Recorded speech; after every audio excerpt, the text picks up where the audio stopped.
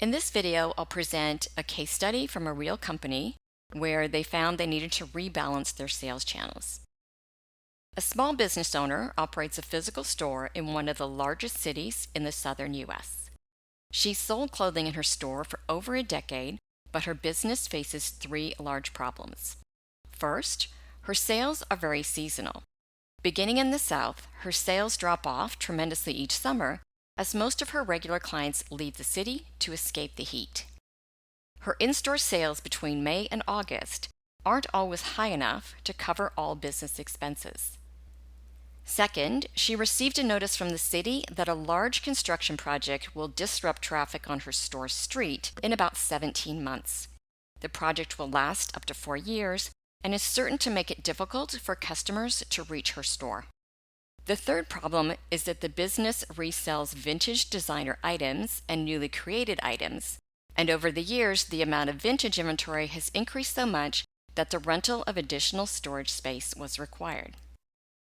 The sales channels for this business were reviewed, and it was found that 65% of store sales came from the physical location. Other sales channels included attending retail shows, distribution or wholesale, and online sales through the company's website. To address the problems of seasonal sales and the pending construction project, it was recommended that the owner reduce her reliance on the physical store by increasing the percentage of sales from other channels. An evaluation of the excess vintage inventory was performed, and it was found that none of the items that had been in storage were available anywhere for customers to find them. Since they were neither in the store nor listed online, it was virtually impossible to sell these items. The business possessed nearly 500 items in this category. So what actions were taken? First, we had to shift the balance of sales channels.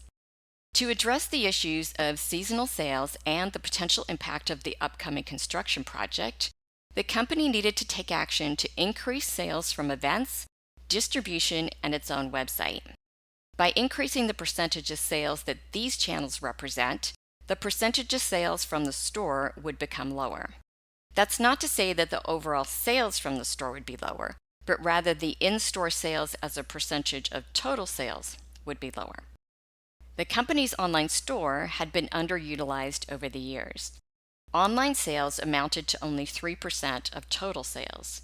After a 2-month focus of listing additional inventory items online, the proportion of online sales increased to 6% of the year-to-date sales.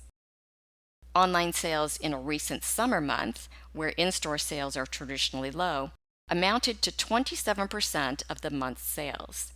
At the time of writing this case study, the online sales channel remains a key strategic project, and the balance of sales from this channel is being monitored. The second action that was taken was to reduce excess inventory. Making all inventory items available on the company e-commerce site was a time-consuming process, and it remains an ongoing project to add all remaining items. These additions have resulted in additional online sales to partially reduce excess inventory. The company also held a one-time in-store sale to further reduce inventory. The company is enjoying a cost reduction of $200 per month after eliminating the need for renting additional storage. While all excess inventory has not yet been sold, the company continues to focus on selling down this inventory before adding any more. The third action taken was to leverage technology. The company uses Shopify as its e-commerce solution, and many of its capabilities were not being leveraged. This tool has built-in email list and email marketing capabilities, but the company was using an email marketing tool outside of Shopify. This means that some of the marketing audience was stored in Shopify, and the remainder of the audience was in the third-party tool. The Shopify audience had, therefore, never received any marketing from the company. The email list from the third-party tool was combined with the existing list inside Shopify, and the need for the third-party email marketing tool was eliminated. This resulted in a cost saving of $79 per month.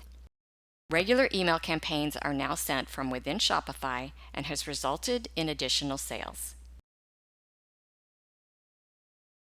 It was also discovered that the company was paying for apps inside Shopify that it would never use.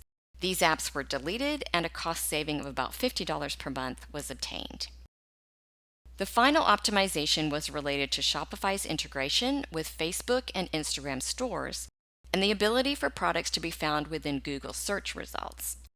These synchronization features were turned on, and the additional fields of data required to optimize these listings were filled in.